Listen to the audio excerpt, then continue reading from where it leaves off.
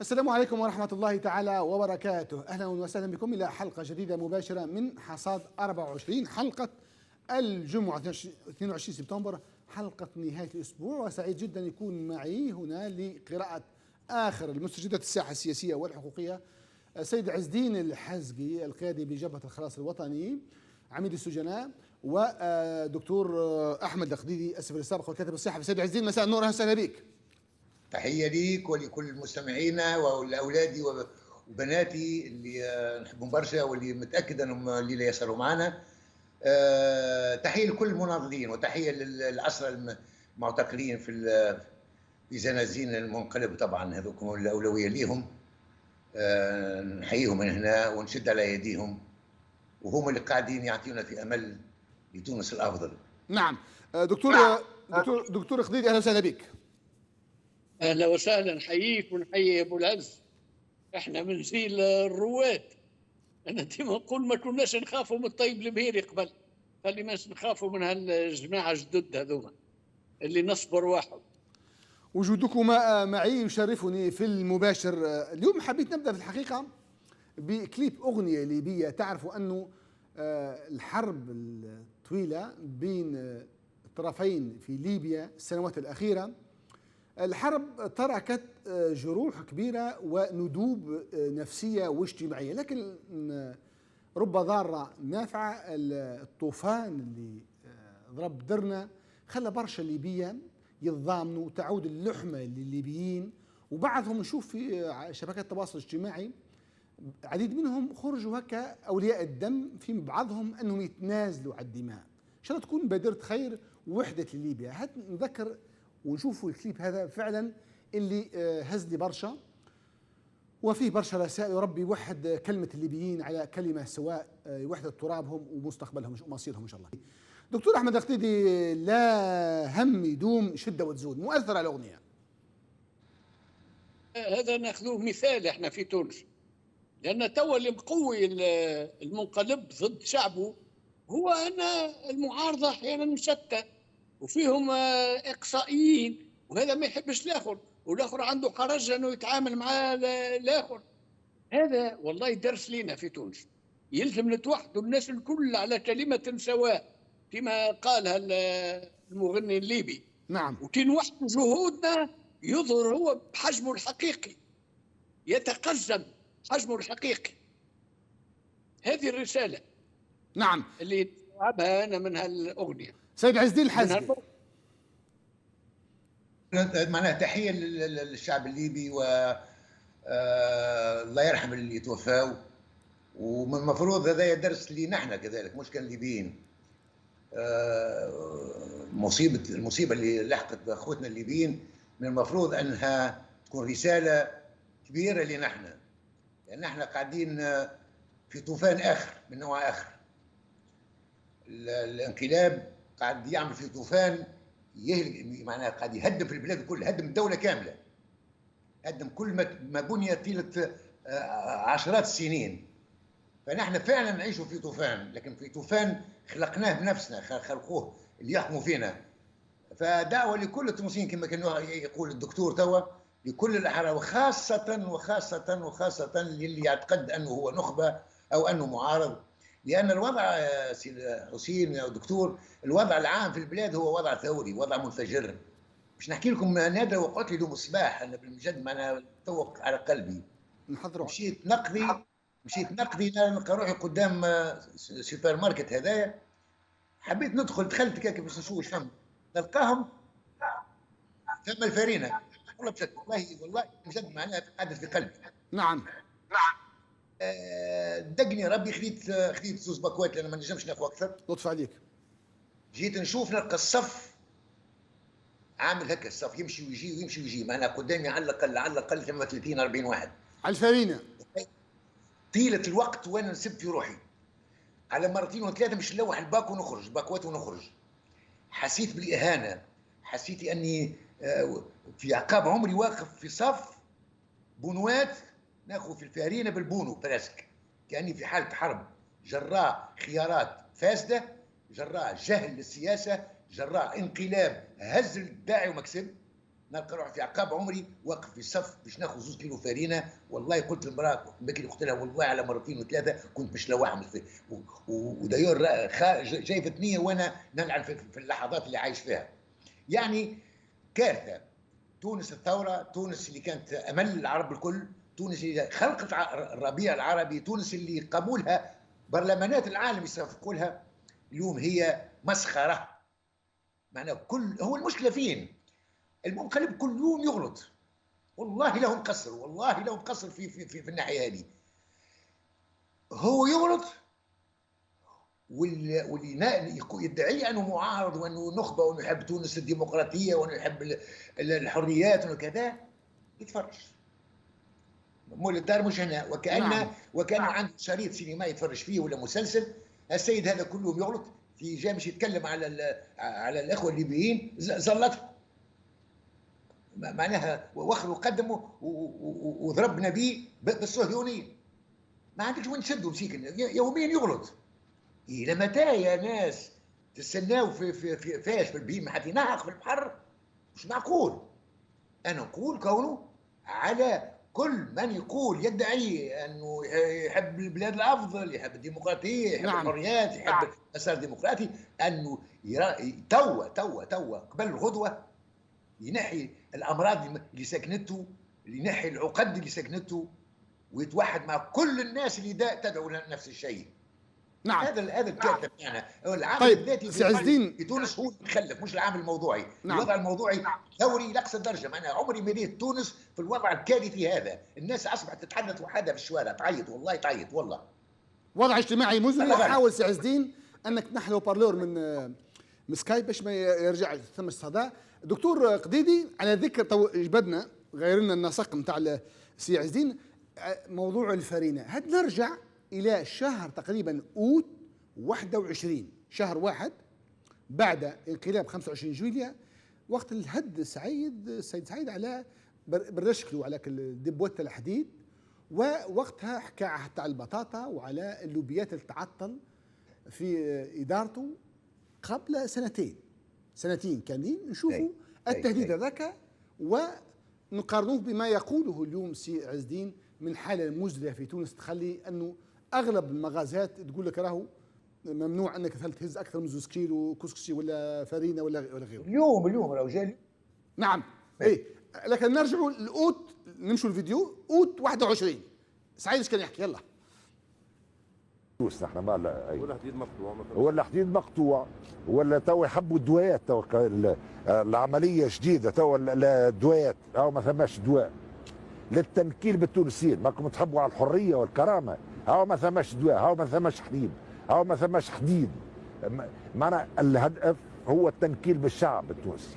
البطاطا وقت يحبوا يخرجوها ب 18% يخرجوها، يحبوا يردوها ب 800 يردوها، واربعه من الناس هكا بتليفون معناها يتفاهموا كيفاش باش وتشوف انت الاطنان ما عرفش قداش من طن معناها الحديد. انا هذه الباره ب 29 معناها ما بين 80 100 مليار قيمه لهنا حسب قداش؟ ما بين 80 100 مليار قيمه. 80 100 مليار حسب التقييم نتاع. والله سأتعقبهم حيثما كانوا،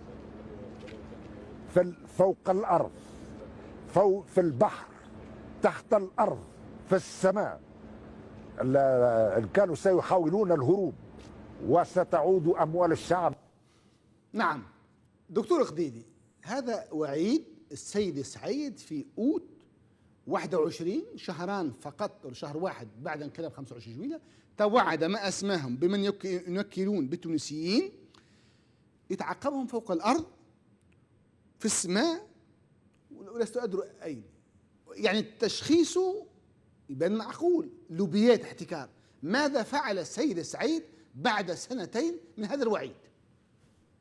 هذا 2 وشهر الحكايه هذه له، وهو في نفس المنطق التو للبارح، هو يعاود في نفس الحكايات الشعبويه لتخدير الناس، عنده زرارق للتخدير.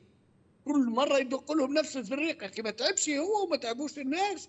والله غريبه، الناس الكل يحكيوا لي، قالوا لي في القهاوي، في المتروات، في السوبر مارشيات، الناس الكل تحكي على الدمار اللي اصاب البلاد.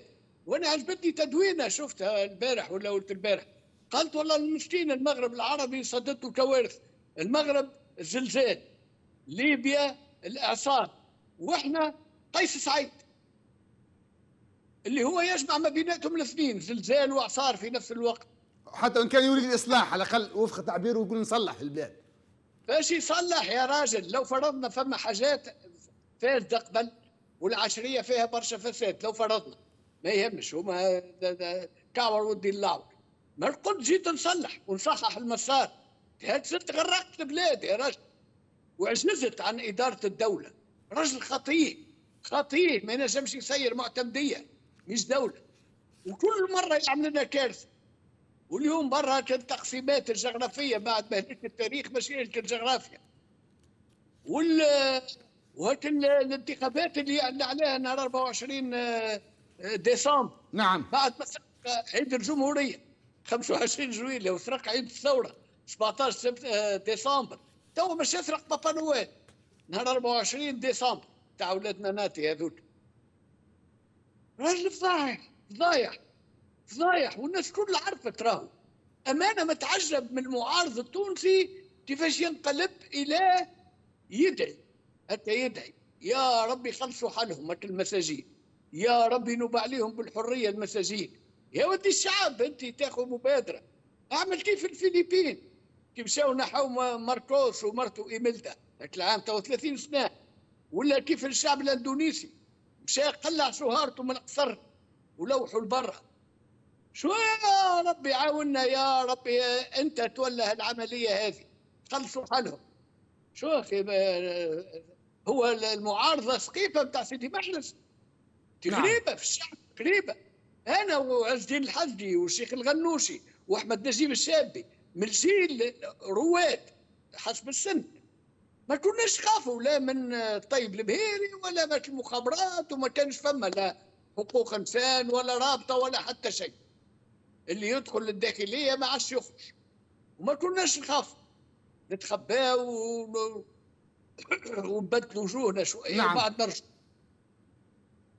سي عز الدين، بعد عامين في اخر تقريبا خطاب ولا قبل الخطاب ما قبل الاخير سيد سعيد حكى تقريبا قرابه اكثر من نصف ساعه وكأني به معارض يحكي الصعوبات على الوضع الاجتماعي وينتقد البنوك وغيره. هل نفس هذا مقبول انه يحكي به وهو ماسك بزمام السلطه؟ هو هذاك هو الخطاب الشعبوي، ما هوش جديد. الشعبي هو وقت يجي يمشي يخاطب الشعب ويستعملها بالعانية راهو فهمها مليح اللعبه. يعني يجي يحب يخطب ياخذ مكان الشعب يولي زعما هو معارض. يعني وكأن تو البلاد فيها مؤسسات مستقله وفيها دوله تتحرك مستقله وهو مسيك معارض. هو ماسك كل شيء، ما مخلي لا كبيره لا صغيره، هو مسؤول على كل شيء. البضاعه المفقوده هو المسؤول عليها لان ما عندناش فلوس. هاك الرويق نتاعها شنو عنده 10 طرانات و20 طرنات تو فما جروسيست نتاع قهوه يحط البطاطا. وكيف تلقى في جروسيست نتاع قهوه عنده 20 و50 طرنات هي تسمى احتكار. هذا قبل رغم اللي انا ضد الانظمه السابقه، لكن على الاقل مساله التوزيع كانت فيها عقلانيه. يعني لكن ثم لوبيات سي عز الدين، تبقى اللوبيات موجوده. اللوبيات كانوا متفاهمين. ايش معنى متفاهمين؟ كانوا يخرجوا السلعه وقت اللي تتكز وينقصوا وقت تكثر وهم يعدلوا في السوق. اليوم ما عادش عندنا التعديل هذاك، اصبح الناس كلها ولات خايفه. عندي واحد بحذايا جاري عنده فريقو يخزن فيه بطاطا. نعم. تو عنده فوق 8 اشهر و9 اشهر مسكر. علاه؟ قلت له يا عبد الجبار، قال لي الله غالب. خلي سي عز الدين جاو عقلوا لي 12 فلاح حطوا لي البطاطا نتاعهم عندي، جاو عقلوهم. ما صدقت ربي تخلصت منهم، رجعت لهم. هز الفلاح الكل للمعتمديه واعطاهم بطاطاتهم وبطل. قال لي اما خير. هذا ايش كان يعمل؟ هذا قبل كان يخزن البطاطا لكن معدلها. انك تحب تحارب الاحتكار، حارب الاحتكار. هو مش قاعد يحارب الاحتكار. تو اليوم الوجه متوجه للغنيه. اخي زعما في بالك يحب يصلح الاقتصاد، بالعكس يحب يفلسهم، يحب يبتز منهم الفلوس، لانه ما نجمش ياخذ فلوس من عند البنوك الدوليه. نعم. يبتز فيهم، يهدد فيهم باسديسات، يهدد فيهم بالحبس، ودا يحط فيهم البعض من الحبس باش يبتزهم، يسمسر معهم. اعطيني. لكن اذا كان ثم عينه سيد عز الدين من رجال الاعمال وعليها احكام وقضايا، ما فماش نقاش في هذا، لا ما فماش نقاش في هذا. انا مانيش ضد التتبعات العدليه الفعليه، ما هوش المفتعله، انا ضد المفتعل. لكن اذا كان ثم واحد قام جريمه يتعاقب، شيء نورمال. هذا اذا كان ثم عندنا قضاء مستقل بالمنجد. اور القضاء اصبح القاضي خايف، مش القاضي هو اللي يقضي، ولا القاضي خايف على روحه اللي تقضى عليه. دونك ما عادش عندنا قضاء. دونك انا مع كل واحد يشدوا هالمنقلب ويحطوا في الحبس مهما كان خلافاتي معاه، مهما كان جرائم نتاعه، لان ما بني على باطل فهو باطل. الانقلاب بني على باطل، وانا نشك في كل عمليات اللي قاعد يعمل فيها. لذا انا نساند كل الناس مهما كانوا، يبداش يسارق، ما نمشيش ضده تو، لان المنقلب افسد المجتمع، افسد معناها قضى على الدوله، قضى على المؤسسات، مهما كانت شعاراته صحيحه. نعم. تطبيقها انا عندي فيه شك. منظومه العداله فقدت مصداقيتها يعني.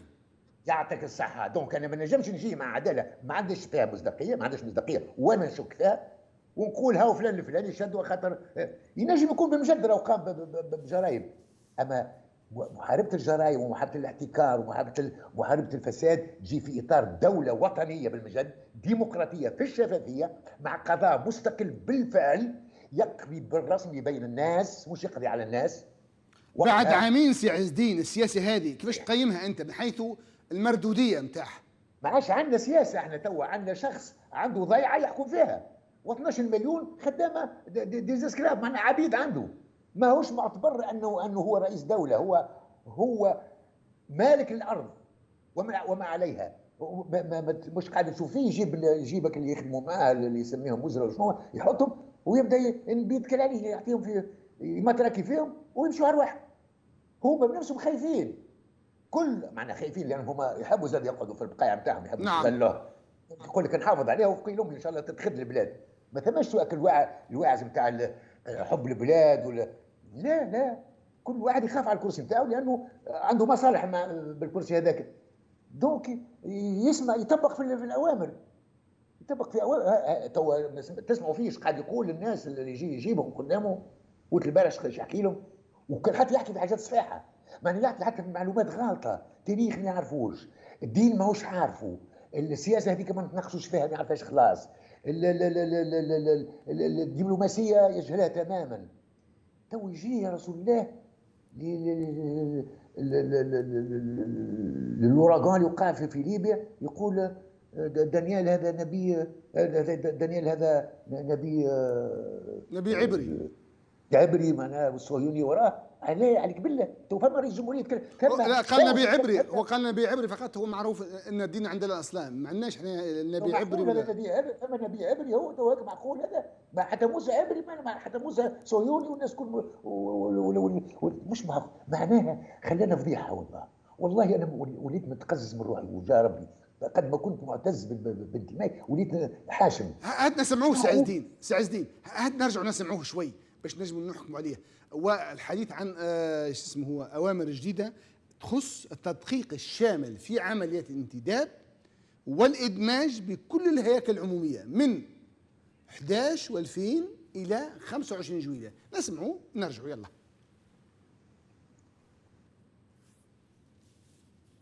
نحاول تجهيز الفيديو. نعم.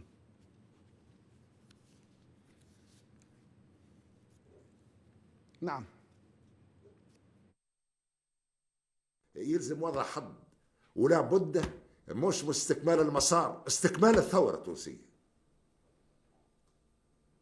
وعلى القضاء السيدة وزيرة العدل أن يلعب دوره. ماش ممكن نحن نطبقوا في القانون، ما نحبوا نظلموا حد، لا نقبل بالظلم، لسنا بالظالمين، نكره الظلم ونمقته. جملة من المشاريع المتعلقة بتحديد تراب أقاليم الجمهورية التونسية والولايات الراجعة بالنظر لكل إقليم. ثم أيضا مشروع ثان يتعلق بتقسيم الدوائر الانتخابية وضبط عدد المقاعد المخصصة لها لانتخاب أعضاء المجلس الوطني للجهات والأقاليم.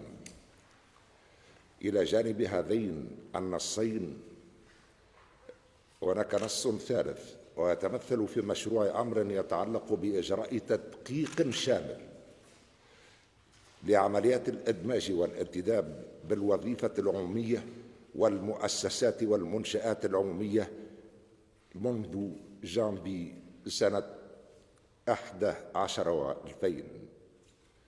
أما المشروع الرابع فيتعلق بتنقيح الأمر عدد 45 و200 وألف لسنة 6 و2000 المؤرخ في 24 من شهر أبريل من سنة 6 و2000 والمتعلق بضبط نظام إسناد الخطط الوظيفية بالإدارة المركزية والإعفاء منها.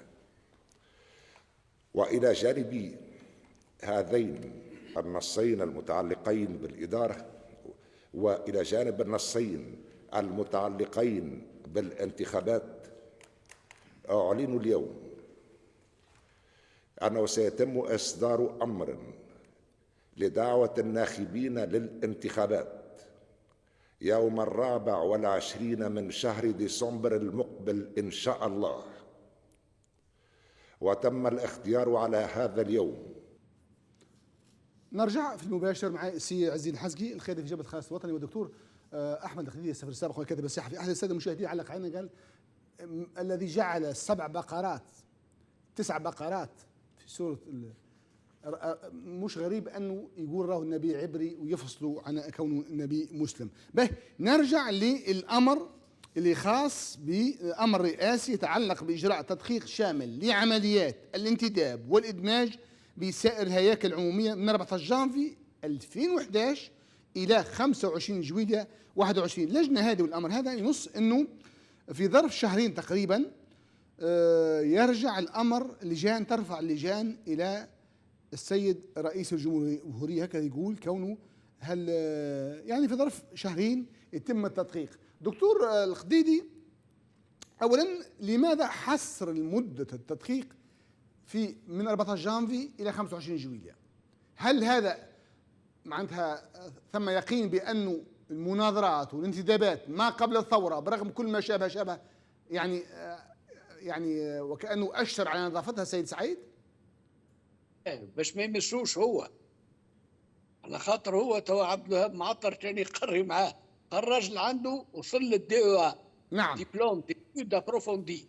انا عمري ما نتصور استاذ يقري في الجامعه في اي علم كان وفي اي مجال وما عنده الا الدي يلزم على الاقل عنده هاك الدكتوراه تروزيام سيكل. خلينا من الدكتوراه ديتا اللي عندنا احنا، ما عندوش هو. كيفاش انتم هو يقري في الجامعه؟ راهو بالديوا تدخل للتعليم الثانوي. لا لا دكتور، ديوا يقري مساعد جامعي، اذا كان خذا تروح الدكتوراه يولي، سامحني، يولي استاذ مساعد. هو فقط انه قا لمده تقريبا 30 سنه يدرس بوصفه مساعدا، والاصل فيه يقتضي الامر انه يناقش وتروح الدكتوراه، ورغم ذلك هو ما ناقشهاش، هو لانه هو جزء من الاموال اللي يحصل عليها هي موجهه للبحث، هو لم ينجز الدكتوراه ما انجزهاش. اما قبل الديوا سامحني يسموها الدكتوراه تروزيام سيكل، راهو يوصفوا بهذا. اما الديوا ما عندوش دكتوراه دي تاعو، لا دكتوراه دي تاعو ولا حتى تروزيام سيكل. لا ديوا يسموها تروزيام سيكل. لا على كل حال خلي التدقيق يطلع لنا الحقائق هذه. يبدا من عام 80 التدقيق، علاش من عام 11 2011 مو لاباس. نعم الكل العشريه السوداء الكل مبنيه على الشهايد المزيفه. هو نرجعوا لعام 80 ونزيدوا نشوفوا الانتدابات كيفاش وقعت، بما فيها في التعليم العالي والتعليم الثانوي والاسلاك الامنيه وحتى الاسلاك العسكريه العليا. ما فيها باش عمل طيب. لكن هو الحقيقة هذه شعبوية يستعمل فيها كما الشعبويات الأخرين. فما حاجة ما فطنش بها هو حسين. اليوم الصباح نعم. الاتحاد الأوروبي معه وقرر باش يزيد يعطيه شوية فلوس. أنت تقول يا قيس أنا نحرس إلا حدودي، ولا باش يعطيو فيك في الفلوس؟ وعلى خاطر تحرس في حدود أوروبا. ملا الدول الأخرى ليبيا وتركيا والمغرب قبلوا فلوس من عند الاتحاد الأوروبي، ما قبل حد إلا أنت قبلت. هذا أنا في ما اطار عنديش اتفاقيه الشراكه دكتور، ها؟ اعتقد في اطار. نعم. يا راجل كلام فارغ. الشراكة يلزم أنا ندخل لبلادك بلاش فيزا وأنت تدخل لبلادي بلاش فيزا، مش وأنت تدخل بكارت ديدونتيتي وأنا نشد الصف في اللاك، فك شارع اللاك ليمون هذاك في نعم. والعياذ بالله طوله شي 3 كيلومتر وياخذوا له 400 دينار ويقولوا له برا على روحك ريفيزي. إهانة للتونسي وأنت مساهم فيها يا قيس سعيد. أنت اللي هنت التوانسة وخليت الاستعمار القديم والجديد يهين التوانسة. مالك كيف الواحد أنت تطبش يحطوا البردعة ويطلعوا على ظهر.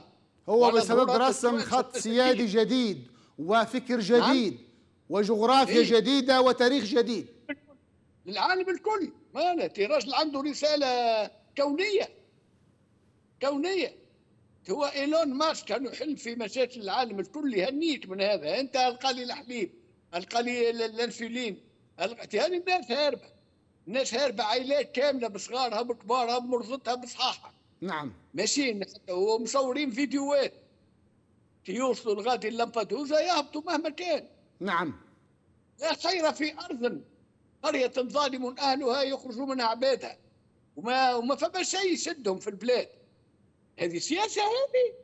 هذا عهد اللي قال أنا عهدي هو الجميل، زمن جميل اللي نعيشوا فيه، والعهود الأخرى الكل اللي فات الكل قبيحة ما تصلحش بفرق.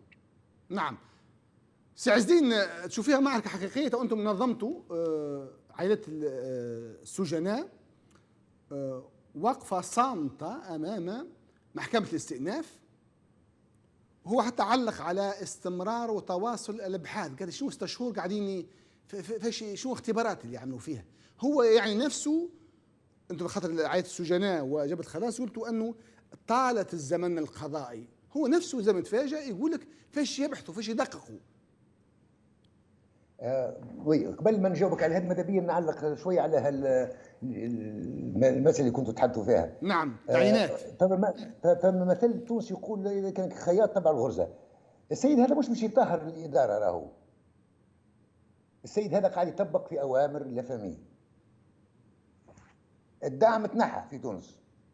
نعم. تو الناس اصبحت تاخذ في الروز 7 و8 دينار، الزيت 23 دينار الزيت التونسي. اول بلاد ثاني بلاد مصدره للزيت هذا الزيت التونسي، الزيت الاخر مفقود جمله. المواد الاساسيه قاعده غير مسعر الزيتون فعلا ارتفعت فعلا، يعني ما عادش فما دعم. يبقى تطهير الاداره. ايش معناها؟ معناها الوظيفه العموميه نقص منها وكهو. الافامي شارط من احدى شروط الافامي انك تنقص. هو يلزم يعطيها هكا طابع زعما شعبوي ووطني، وهو غاير على الاداره والاداره فيها فساد وفيها ناس داخله بالاكتاف وبلا شنو هي. هذه كلها تعلل. هو يحب ينقص، مش يخضع الاوامر الافامي باش ينقص من الوظيفه العموميه. قاعد يطبق. راهو الخطاب ما تسمعوش. الخطاب هذاك موجه لعامه الناس كي يدغدغ في شعورهم، يبهدلهم في شوارعهم، يغذي لهم فك العقليه الشعبويه بتاعهم فقط. اما هو راهو قاعد يطبق لانه ما عندوش حل اخر باش ياخذ الاربع دورو الا ما يعطي الذل كارو، سينو ماهوش باش ياخذ حد شيء. بالنسبه نرجع للموضوع معنا بعجاله هذا. نعم. بالنسبه لل6 اشهر، انا بالنسبه لي ساعه فقط، ساعه ولدي في الحبس هي جريمه في حقه. احنا قدمنا قضيه في حق من اختطف ولدي وجماعه ورفاقه كلهم المختطفين الاسرى في السجون في المعتقلات المنقلب. نعتبرها عمليه اختطاف، خطاف قسري. ولدي موجود في متهم ب 17 قضيه ما عندهم حتى دليل واحد على حتى قضيه. عنده 6 اشهر قابل حاكم تحقيق 3 دقائق نهار 24 فبراير، من نهارتها ما قابل حتى حد. حاكم تحقيق عيط لهم المره الجايه المره الثانيه باش يقول لهم رانا باش نزيد 4 اشهر، ما جاش، خلاص هرب. ما يسمى بقضيه تآمر على امن الدوله، فيها سي جوهر بن مبارك وسي رضا بن حاج و ما موجود. نعم وجداسي وغيره. مازالوا 6 مازالوا معتقلين مع هذوك، ولا حتى الاخرين الموجودين في المعتقلات، وانا بنفسي نساندهم وما عندهم حتى قرابه 50 سياسي. نعم كلها مساله سياسيه، ما عندهم يا ودي رئيس برلمان في حبس خاطر قال تونس لازم تكون فيها تعدديه. يجي واحد غير شرعي، يبدا الشرعي اللي هو مازال مؤمن بالدستور ومنتخب بصفه شرعيه يدخل الحبس لانه قال تونس لازم يكون فيها تعدديه، واللي ما عادش عنده حتى شرعيه لانه ضرب الدستور وضرب الدوله وعمل انقلاب على كل شيء، يحط الناس في الحبس عشان يفهم. هذا موضوع اخر. دونك بالنسبه نقطة مهمة سيد عز الدين، راهو نذكروا انه بعد 6 شهور ما ثمش تقدم في الابحاث. لو بخلاف ما عندك الحق يا حاكم تحقيق باش تزيدهم 4 اشهر الا ما تقول علاش. معلل، تمديد معلل يعني. تعلل، يلزمك تعلل، ما عللش. واهي يا ودي ماهيش قضاء، راهي قضية سياسية فقط. انا شخصيا مش ندينها، انا نطالب ميت ولا حي، مانيش مسلم في حق ولدي وفي حق جماعته، لان بقول حتى الاخرين ولادي واخوتي واصحابي. دونك فما جريمه في حق الانسانيه، هي تسمى راهو في القانون الدولي جريمه ضد الانسانيه. راهو كي تخطف واحد ما عندكش دليل عليه، ما عندوش دليل، ما قامش بجريمه فعلا، انت تتهمه بجريمه. ولدي موجود في الحبس لان ثم جزء من الناس قواده قالوا راهو جوهر بن مبارك مع فطر مع خيام تركي. انا فطرت مع خيام تركي، انا نفطر مع الشيطان ثاني، يعني لان الناس فطرت مع خيام تركي وتتحدث باش نحيوك، اللي نحبوا نحيوك، ما قلنا انت بالشرعي. توا انا بالنسبه لي حق من حقوقي باش نقول للمنقلب يلزم يتنحى. هذه السما انقلب ضد الدوله، انت الدوله مؤسسات وهو الشخص يا حسين اخويا. اجمع لي في الحبس مؤامره ضد الدوله، ما عادش عندنا دوله. اعطيني ما هي الدوله، اعطيني مؤسسه واحده تحكم واحده ترى. هاو قال يا سي عز الدين يتشفى المعارضين، يحب يسحر الساحه وباش يخلالوا الجو ويدمج على المواطنين بالطريقه اللي يحب عليها هو، بالخطاب الشعبوي، ويدخلهم شعورهم باش يمرر هلامياته هاو قال لا احب الظلم يا سي عز الدين، قال لا احب الظلم. نعم. هو في تصريح شفناه منذ قليل. لحظه عنده 6 اشهر يا سيدي كه، اما ما يحبش الظلم. قال لا احب الظلم وما نعرفش قداش من فتره، اسمح لي، قداش عدوها. هو نفسه يقول لك انا مستغرب من طول الاجراءات التقادم. يا سيدي مش مستغرب، هو قال ايديهم ملطخه بالدماء ومجرمين، وحكم عليهم التاريخ قبل ما يحكم عليهم القضاء، والقاضي اللي ما يحكمش عليهم هو نفسه مدان. هذا في الله لولا تذكروه الله قلت وانا، ما قالوا هو يعرف التي والتي، وكلهم يطبقوا في اللي يقولوا في اللي يحبوه هو. ما مش صحيح، يعرف هذيك بضاعه يسوق فيها للغرب فقط، وبضاعه زعما ما في باله بحد شيء، هو في باله بكل شيء، لانه حتى واحد منهم، حتى واحد لا كان وزير ولا شاوش ينجم يعمل حاجه خيط في ابره اذا كان يعرف كونه الاخر القضاء تحت الهرسله وبسبب التصفيه السياسيه. طبعا قال لك عندي صغاري، يبكي القاضي، قال لك انا عندي صغاري، هي كانوا الاخرين اللي حطوا في الحبس ما عندهمش صغار. توا جوهر عنده ولده نجاح ثاني في مدرسه المهندسين ما شاء الله، وقبلته تيليكوم باري بدوش يقدمه لها في مارس اللي فات، قبلته وقاعد وعمل مطلب باش ياخذ بورس من عند الحكومه التونسيه. الحكومه ما يسمى بالحكومه التونسيه تعطي الاولاني وتعطي للثالث اللي بعد يوسف والجوهر، ويوسف ما تعطيهاش. جريمه جديده هذه، يعني وقع لانه الجوهر لانه ابوه في الحبس. وقتها عمل مطلب للفرنسيس، والفرنسيس عطاوه بورس كامله، وتو يقرا في تيليكوم باري وفرحان وشيخ وعنده بورس كامله ويعطيهم الصحه ويكثر خيرهم. قال لي بابا انا باش نعمل عليهم زي، مش هم عاملين عليهم زي. يعني شوف المستوى معنا الناس بلدان تشجع. تو الفرنسيس واعطين يوسف بورس، حبا فيه، ويحبوا يكسبوه. ما هو غدوه يقول لك هاتوا نشريه، انا نجيبه حاضر باش بياته ودولته صرفت عليه، توا عامين ثلاثه يولي لي اطار كبير ياسر، انا نستغله. هذا ما يخموش فيه اللي يحكموا فينا، لانهم مش وطنيين، ما يخموش في تونس، يخموا في البقعه اللي فيها. القضاء والاداره تقول خاضعه تحت السلطه السياسيه ويهرسل في السياسيه وتصفي السياسيه. كلهم فماك مش كان القضاء والاداره، كل شيء في تونس اصبح خاضع للقيس سعيد المنقلب اللي ما عنده حتى شرعيه. يا ودي بربي يقولوا لي في قصر قرطاج بموجب ايش؟ موجب دستور 14 ما عادش، هذاك الوحيد اللي حلف عليه. عمل لنا هذا شنو هو؟ قال فيه 46 غلطه، ما صحش الاخطاء وما حلفش عليه. هو غير شرعي بكل الطرق، منين تشدها تزلق. ضرب الدستور، حلف وحلف. جات 2700 انتخبوه على اساس شيء خلى رغبتهم في واد، ومشى عمل انقلاب في واد اخر. ضرب المؤسسات الكل، يحكم في الصغيره والكبيره، ويجي يقف ويقول الاخرين غلطين. شكون الفساد؟ شكون الفساد؟ انت تحكم في كل شيء، انت بيدك كل شيء. انت ما عندكش فلوس باش تجيب الفرينه، ما عندكش فلوس باش تجيب السكر، ما عندكش فلوس باش تجيب الروز، ما عندكش فلوس باش تجيب الزيت. هكا علاش هذوما مفقودين؟ مش خاطر ثم تو يجي بربي بنا يفهموني يا حسين عايش خويا. يجي نعم. الواحد يصنع في القهوه، يرحي في القهوه، يستورد القهوه، مش يستورد زوز طرانت ولا 10 طرانت، مو يستورد ياخذ 50 200 300 400 1000 طن ولا. يلقى عند واحد يعمل في القهوه يلقى عنده 50 طرنات، قال هذا محتكر شنو؟ باش تلقى عنده بصل كيفاش مش هي 50 طرنات ما تزيدش تونس وحدها معناها الصبحيه بتاع. يعني هذا يكون لك خطاب للناس باش الناس تقول والله قاعد يتبع يحارب في الفساد، والله قاعد يتبع. اعطيني فاسد واحد، اعطيني فساد واحد حاربه.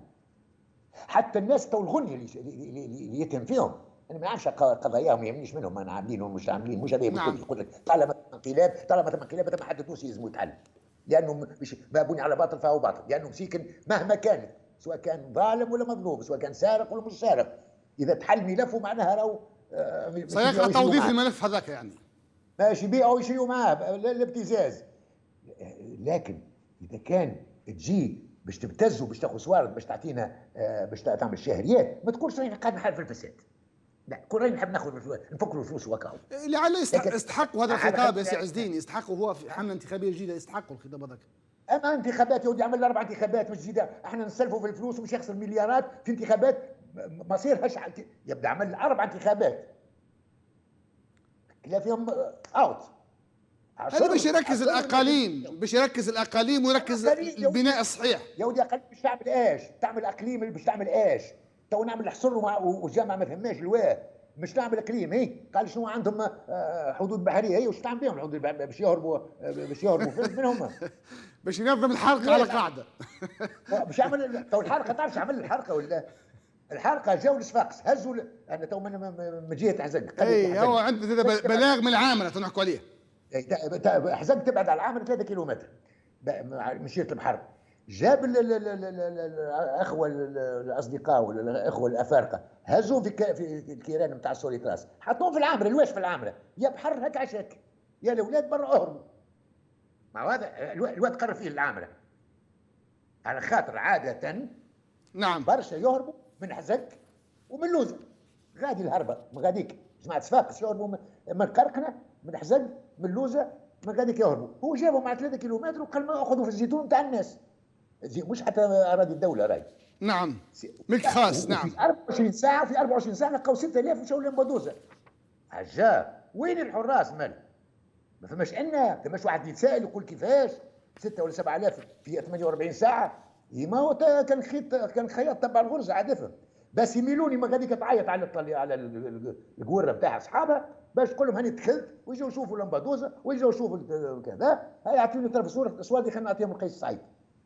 هذا السيناريو كله معنا. نعم. داخل كله قشقيش وخطاب شعبوي وحديث ما عنده لا راس لا ساس. نعم سي عز الدين، خلينا نشاركوا دكتور دكتور خديدي، هو بيان الرأي العام وصلنا من العامرة فيه يعني اتحاد الجهوي، اعتقد المحلي تاع اتحاد الشغل، فيه كشافة، يعني كل موجودين كلهم غاضبين من النقل، تواجد كبير جدا للأفارقة من جنوب الصحراء وتمركزهم وسط المنطقة وفي أحوازها في الزيتون اللي عنده كما قالك ملك خاص موجودين فيه هناك. وعلى هذا الأساس فإننا قررنا الدخول في وقفات احتجاجية يومية بدءا من الساعة 10 صباحا أمام مقر المعتمدي. هذا عملوه اعتقد البارح البلاغ اليوم نتاع العامره.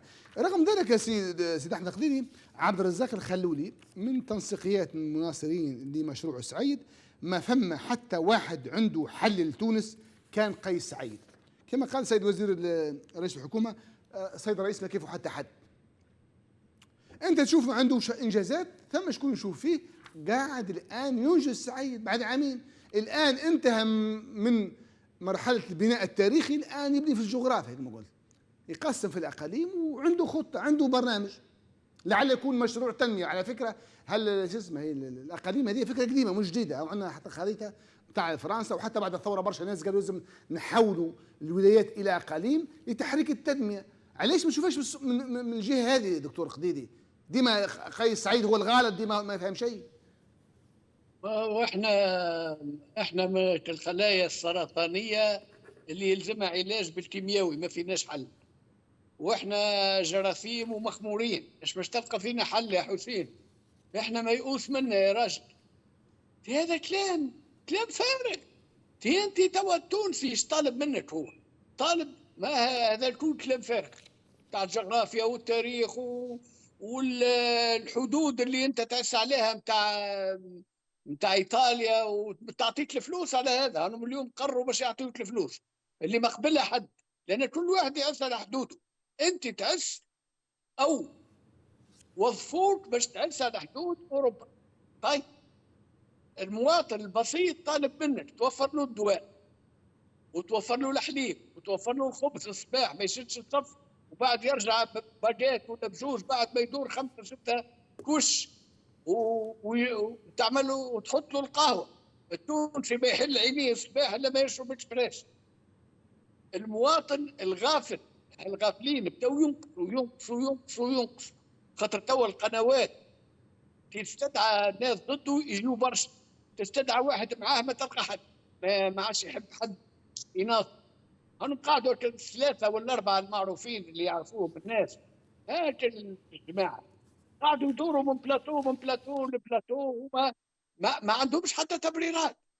يقولوا هذا كما قال شو اسمه رئيس الحكومه، هذا ما كيفه حد.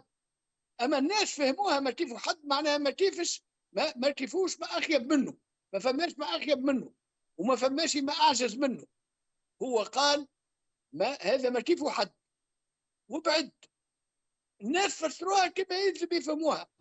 هو برنسي ما قصدش هذا، هو قصد ما كيفه حد معناها في العبقريه اللي فطن بها. هو رجل عنده 30 سنه موظف معناها بسيط في البنك المركزي، ما عنده صله لا بالسياسه ولا بالاقتصاد ولا بالمجتمع التونسي ولا بعلم الاجتماع، ولا عمره قرا كتاب ولا خدا موقف. هو وعرف كيف تونس ماشيه توا للدرك الاسفل وقاعده ما زالت تحفل في الدرك الاسفل واحنا هابطين الى ان يستفيق الشعب. اليوم فمش حل آخر. توفيق عمران هذا اللي اعتقلوه، توفيق عمران البارح اعتقلوه، اعتقد تم اطلاق سراحه. قال الهند بعثت مركبه فضائيه للقمره واحنا نبعثوه للمورناقيه. او كاريكاتير اللي البارح تم اعتقاله. ايه هو زاد لو كان سمعت تصريحه توفيق عمران. نعم. قالوا سألوك الشرطة العدلية كي ندوك، قال والله سألوني على تصاور ولا على حتى شيء. قالوا لي تصليش اش مواظب على الصلاة، مرتك هيش محجبة. ومش نرجعوا لها المنطقة هذايا بتاع النازية والفاشية في غريبة، ولينا أكثر عنصرية من ميلوني ومن درمران بتاع فرنسا ومن أتال ذاك وزير التربية اللي يحب يمنع العباية. وهم الجيل اللي قبلوا لابسين عبايات، واليوم اللي حضروا في مرسيليا للبابا لابسين عبايات المسيحيات. ترى العنصرية توا مش تضرب في الشرطه بتاعنا، مش الكل نعم بالتنسيب. نعم انما بعضها ولا يسال في الاسئله هذه باش يرعب الناس. شو تصليش تدبر عليا نصلي، وكي ما نصليش ربما نشرب انا في الشراب، نمشي للبار ما نمشيش للجامعه، انا حر ما دام كل شيء موجود في تونس، ما دام ما ضريت حد وما اعتديت على حد. ولاو توا دخلوا باش الشرطه تولي نظام بوليسي. ما هذا النظام البوليسي الهدف هو الرعب تقول انت؟ اي نظام بوليسي، نظام بوليسي. ولا البوليس يضرب، فما فيديو تعدى بتاع بوليس يضرب في 3 نساء حراير من تونس ولا يحاسب ولا يساعد. هو قال لهم برا وتصرفوا، حتى ما قالش بالفم هكا لذن. فهموا هما هذا، فهموا اللي هما فوق المساءلة كما هو فوق المساءلة. هو ربي سبحانه يقول في القرآن على الناس اللي حتى المجرمين: يوم تأتي كل نفس تجادل عن نفسها.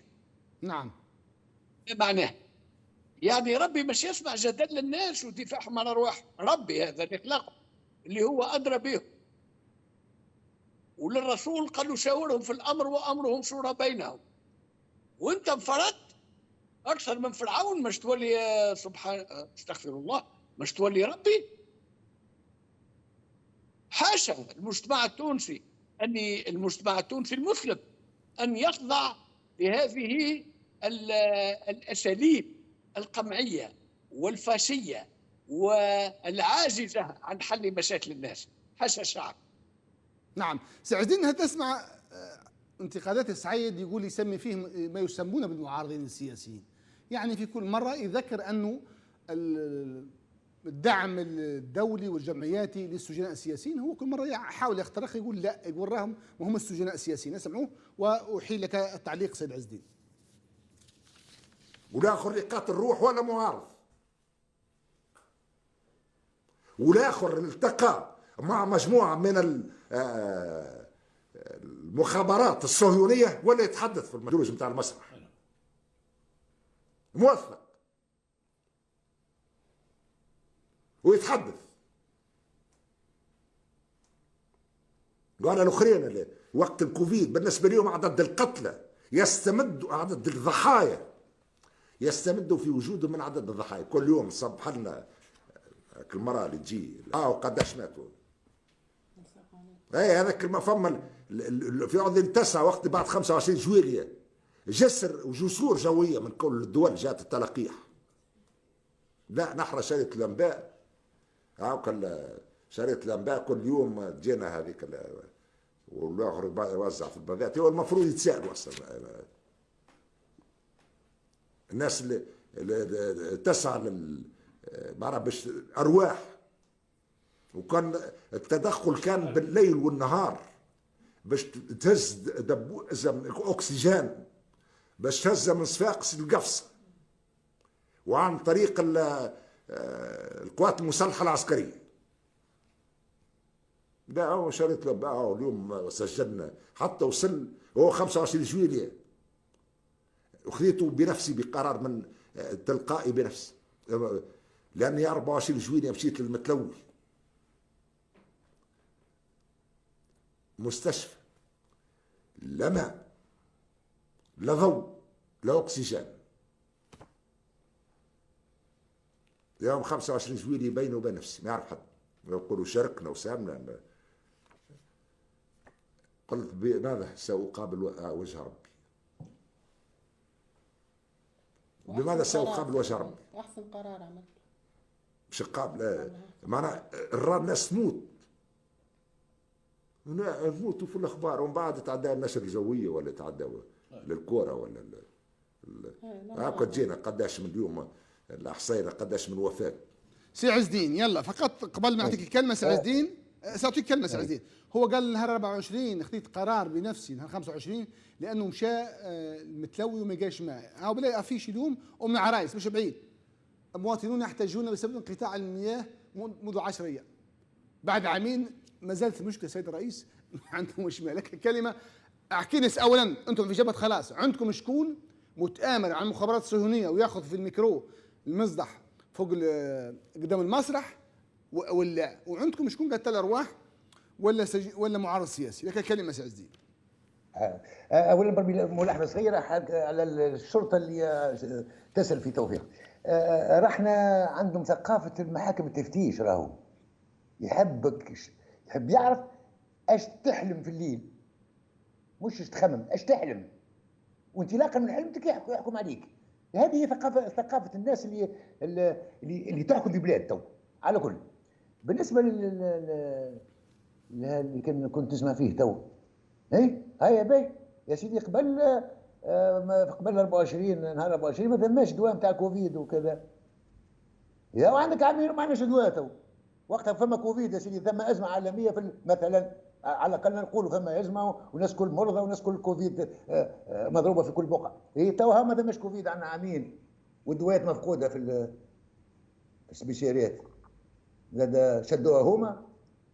هاو المال تو حتى تو ما ثماش. والكاسات تو حد ما ثماش. السبيطارات تو ما فيهاش اللي تحكي عليه انت. ما ثماش يا سيدي ازمه لا في كوفيد لا زا امي. حسيلو هذه كلها خطاب شعبوي موجه للناس البسطاء والمخابرات الصهيونيه اللي معاكم. هذا شيء يضحك. ما كل مره يجيب عنده دقائق، عنده دقه في القضايا بالدليل وموثقه يا سي عز الدين. مسجله، وكل مره قال بالتليفون عندنا مسجله، عندي واحد مش يقتلني مسجله بالتليفون، الخبزه مش يقتلوني بها، ودرا شكون مش يقتلوني. هذه اللي عندك انت يا سيدي مخابرات صهيونيه. يتحدث مع المخابرات الصهيونيه شكونه؟ انا هو مسؤول في الحكومه ولا وين؟ اذا كانوا في الجبهه خلاص ما نعرفوش، عادي الحبس. ما كنت تعدي في الناس كل الحبس. غاضك كان اللي خايف منه ولا شنو؟ اللي يتفاوض مع الصهاينه وقتل ارواح. كيفاش واحد قتل ارواح وكاكو يحوس في الشارع؟ توما الناس ما شربت قهوه مع بعضها في الحبس عندهم تو 7 اشهر، وقتل روح يحوس في الشارع. ودي تعرفوا عندك وثائق، قال لك عندي وثائق. كل مره عنده وثائق وتطلع حد شيء. يعني ما ثماش رئيس في العالم يجي يبدا يتهم في الناس ويأكد التهمه ويحكم عليه، يرد مجرم، يقول لك قتل ومجرم، ويحطك وزيره الداخليه ويقول لها لازم يتحكم هذا.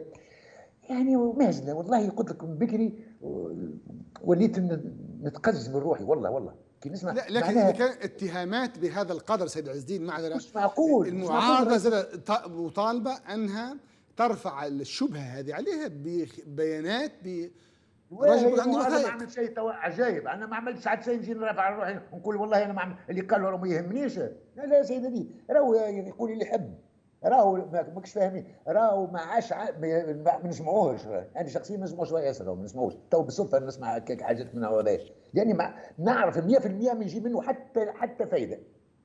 وكل ما يقوله هو موجه لعامه الناس باش يلهيهم على مشاكلهم الحقيقيه وعلى فقرهم وعلى غلاء المعيشه وعلى فقدان البضاعات في السوق وعلى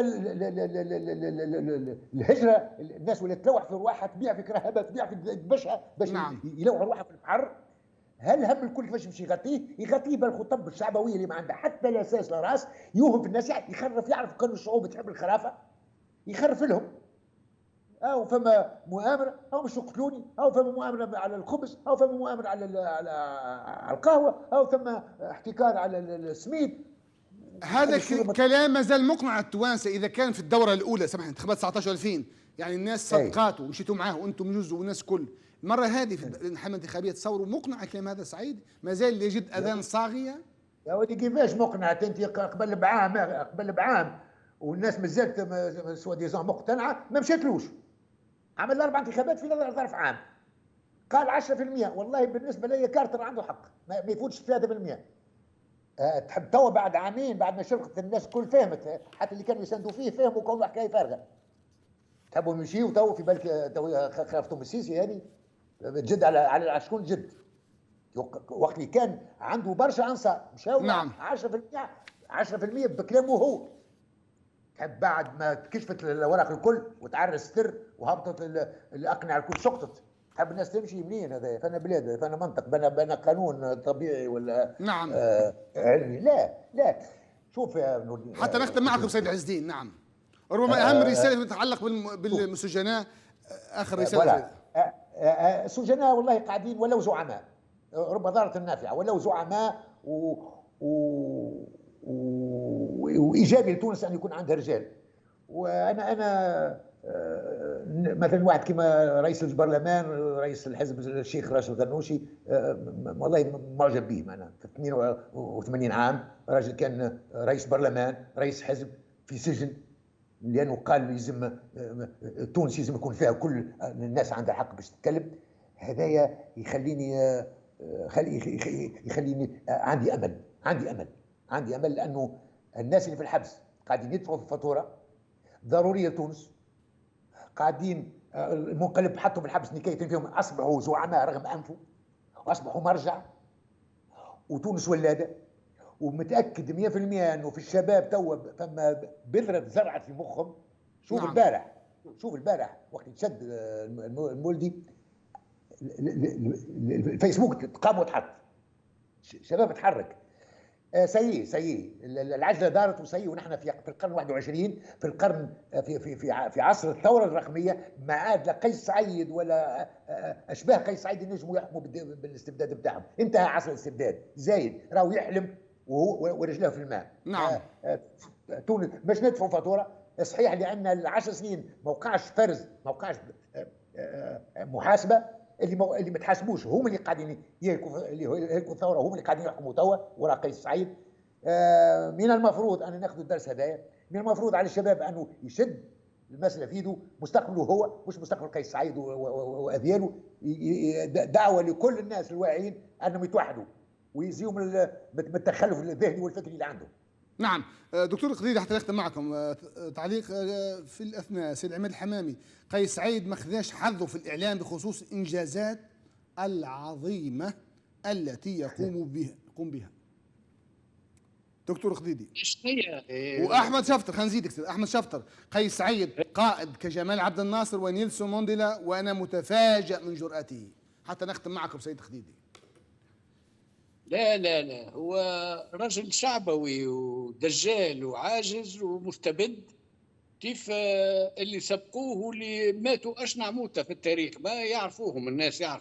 يعرفوا كيفاش بداوا بالكلام والناس تعيط لهم في الساحات العامة بالروح والدم نفديك. شوف القذافي في العزيزية، وصدام حسين في ساحة الثورة في بغداد، وعلي عبد الله صالح في صنعاء، وشوشسكو فك الاجتماع المعروف هذاك جات طياره هزته واعدموه في ليلتها. هذه كلام فارغ نتاع ناس شعبويين. هو توا بدا حمله انتخابيه، هذا الواقع، وداخلها بفرشه وعود حطب ما عنده شيء. فما ناس مترشحه للرئاسه وعندها برامج. انا شخصيا برنامجي نشرته، وفما ناس جديين شفتهم، زملاء ومعارضين وناس تضاف، فيهم طبيب معروف وفيهم عميد معروف كان في الداخليه. كل واحد من هذوما يقدم برنامج وغيرهم اذا فما هذا حق دستوري. نعم. نقدموا ترشحاتنا للرئاسه ونستناوه توا. صبر شويه صبر، اذا كان وصل له، وانا معتقد اللي ما يوصلش من هنا لاكتوبر 24 هكاو هذيك العهده بتاعه توفي. اذا كان مش يعمل انتخابات يعملها وقتها، وانا واثق اللي ما يوصلوش هذاك. لازم فما انتخابات تجي في سابقه لاوانها، لان الوضع خنق التونسي توا. لا دواء لا حليب لا قهوه لا خبز اكاو. كما قال جيرار شاليون، بعد ما تفقد الخبز ما يبقى لك يا شعب الا الحشيش. التفاف والخبيزه. نعم. نقدموا ترشحاتنا وندخلوا المعركه لاستعادة الدولة واستعادة ثقة التونسي في دولته واستعادة ثقة الحلفاء بتاعنا والأصدقاء. كيف الانتخابات انتخابات في ظل هيئة انتخابية هذه؟ لا يا راجل، هذيك هيئة انتخابية. جنوب معسكر يضحك على الناس ويضحك على روحه. وجند رشية 195 ونجمة، وبعد النجمة 195 أخرى، وبعد تحط لنا الرقم نتاع شو اسمه هذاك السياني التعريف، وتحط اسمك تو ندلوك الى اقرب مركز. هو لو كان عملها ويقول ندلوك على اقرب كوشه تلقى فيها خبيزه كان خير. 195 يدلوا الناس وين يمشي يلقوا الخبز، ولا المريض بالسكر وين يمشي يلقى الانسولين. خير من هالمهازل يا رجلي، ولا تضحك عليها الناس ومع الشوفة. وواحدة جات صحفية هكا والعياذ بالله، أنا ونشوفها نتشائم. لأن نهار 14 ماي واحدة اسمها حنان عبد الجليل، نهار 14 ماي في الانتخابات التركية يا حسين، نعم. وقفت هكا لحشمت شعرت قارئ إعلام، قالت اليوم اسمع، اليوم ينهي الشعب التركي ديكتاتورية أردوغان. عجيب، منين ليك؟ منين ليك؟ وش عرفك معناها تعلمي بالغيب؟ انت ترجمي بالغيب؟ والعياذ بالله يا رجل. والتوا مواصله، هي جابوها اليوم، هي اللي علت على هذا ندرى شنو 195 وتعمل ندرى شنو وتدخل وتعمل. انت شيء حكايه فارغه يا رجل، حكايه فارغه. تو تجي انتخابات، هيئات منتخبه، هيئات دستوريه وتقول ان مستقرة. الشعب مش يصبر انتخابات، الامور تتغير قبل الانتخابات. يستحيل، يستحيل. انا نتصورها، خذها مني وعد ومفكركم. انا عشت، انا وعز الدين والكبار نعرفوا. نعم. على خاطر عشنا التاريخ ونعرفوا تقلبات الدهر كيفاش تدور. هو غافل ما يعرفش، هو عنده الهوس نتاع السلطه، خليه عنده هكا غفله المستبدين، يغفلوا ويؤمنوا اللي هم قادرين باش يذلوا الناس وباش يحطوهم في الحبوسات، وينسوا حويجه بسيطه وهي قدره الله عليه سبحانه وتعالى. وهو يقول دو ربي حاسبني. لا لا، مش ربي حاسبك، ربي حاسبك اكيد، اما الشعب يحاسبك قبل وتتحاكم على الجرائم اللي ارتكبتها في حق تونس.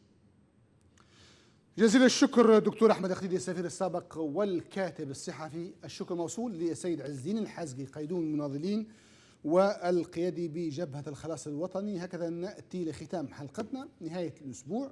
موعدنا يتجدد بإذنه تعالى بداية الأسبوع إن شاء الله يوم الاثنين، مساء الاثنين، بداية الساعة 8:30 مساء. نهاية الأسبوع مريحة، وإن شاء الله خبز متوفر ودواء متوفر لمن يحتاجه، والصحة والسلامة للتونسيين. في أمان الله.